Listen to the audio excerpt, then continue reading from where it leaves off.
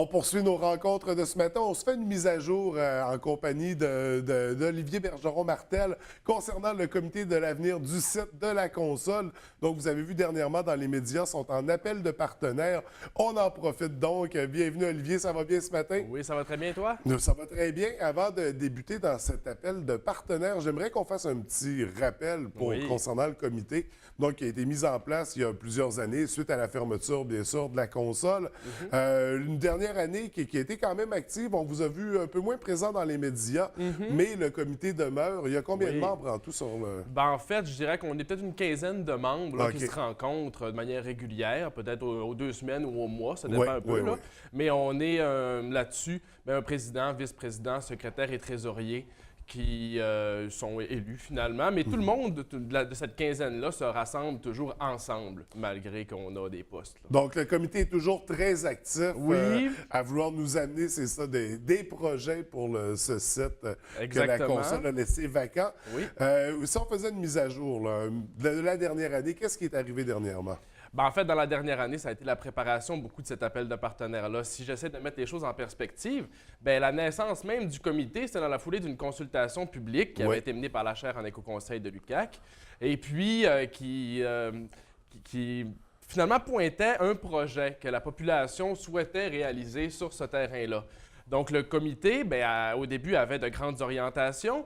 Petit à petit, avec les années, a fait des entrevues avec des gens dans la communauté pour préciser le projet, a développé des plans, etc.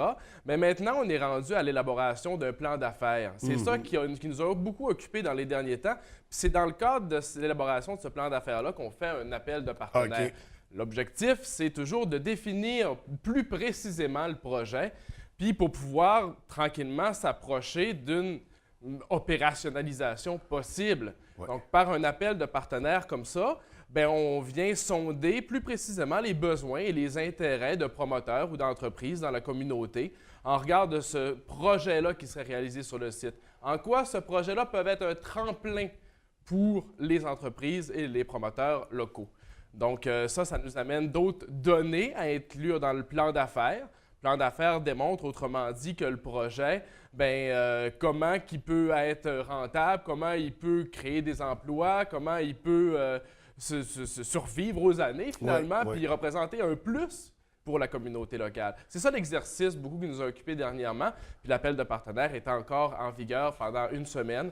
On invite vraiment les gens à aller consulter notre page Facebook, voir les documents d'information là-dessus, et puis nous proposer là, leurs recommandations ou en tout cas leur impulse, comme on dit en anglais, je le dis avec des guillemets, mais encore là, comment est-ce qu'ils voient leur lien possible avec ce projet-là s'il serait réalisé?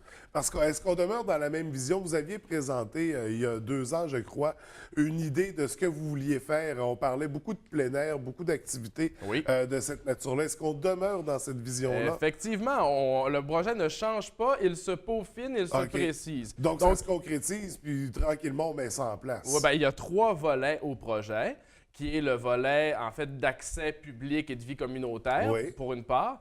Deuxièmement, de sport nautique et de l'aspect récréo-touristique.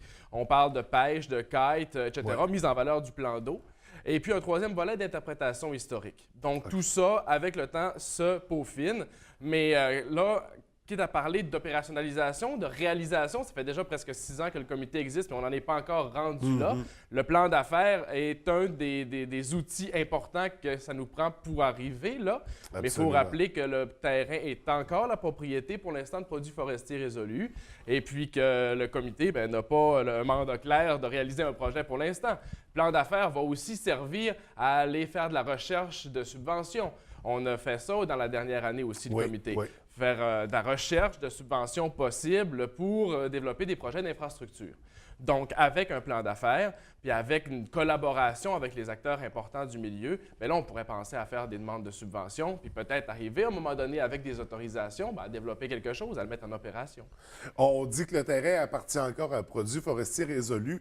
La relation entre le casque et Produits forestiers, est-ce que ça va bien? Est-ce qu'il y a des communications qui... Oui. En fait, justement, rien là, de public. C'est pour ça qu'on n'en parle pas souvent, mais on est en constant contact avec Produits forestiers résolus, notamment par Carl Blackburn, qui est leur porte-parole aux communications. Est-ce que je crois, là, on se tient au courant, assez pour que je puisse affirmer encore ce matin que Produits forestiers résolus appuie notre démarche, appuie notre projet, est au courant de l'appel de partenaires qu'on a lancé et est en accord avec ça. Il était bien important qu'on n'aille pas de l'avant à se donner cette permission-là sans avoir l'aval du propriétaire actuel. Donc, à ce niveau-là, le canal de communication est bien ouvert entre le casque et Produits forestiers résolus.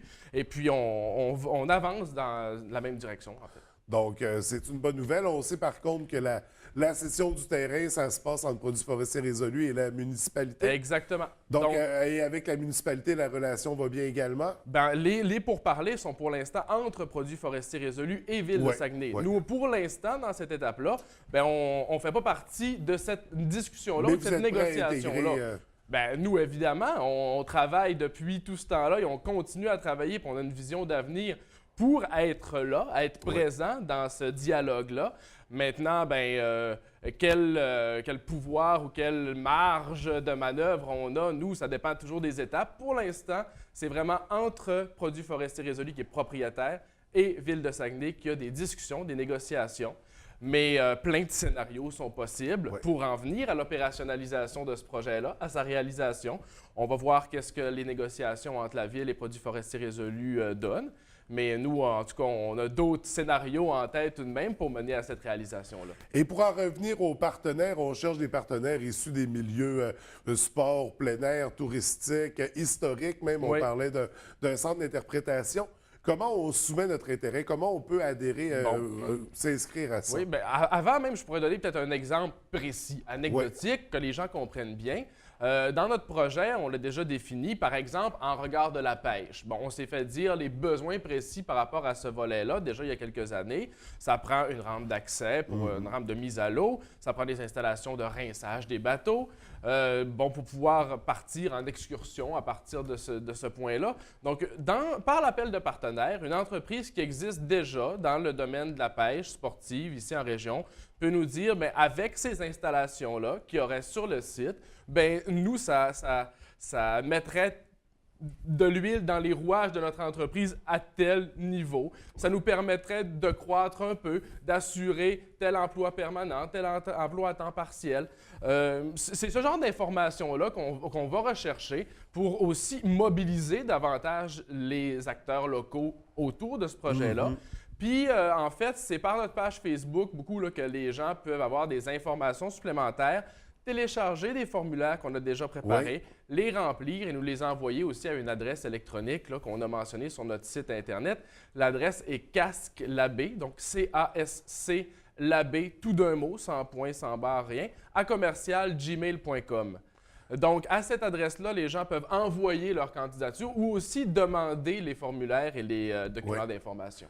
Donc, on a encore une semaine pour envoyer les candidatures. Donc, par la page Facebook, ça se termine le 10 mai. Après ça, c'est quoi la suite pour le en casque? fait, puis je peux dire aussi tout de même, si des gens entendent parler ce matin pour la première fois de cet appel de partenaires-là, qui sont très intéressés et ne pensent pas nécessairement y arriver pour exactement la date du 10 mai, bien, nous, ce qui est important pour nous, c'est d'avoir des propositions, c'est d'avoir de l'information des gens du milieu. Donc, si ça dépasse de quelques jours, on va le prendre quand même. Ce n'est pas une demande de subvention à date fixe, à date fermée. Si on dépasse l'heure du 5 heures le vendredi soir, c'est terminé. Faut pas hésiter, on y va même si... Oui, exactement.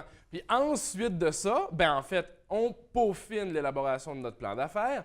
Et puis aussi, on est en train de préparer une nouvelle structure pour le comité. Parce que dans les 6 dernières années, on s'appelait Comité pour l'avenir du site de la console.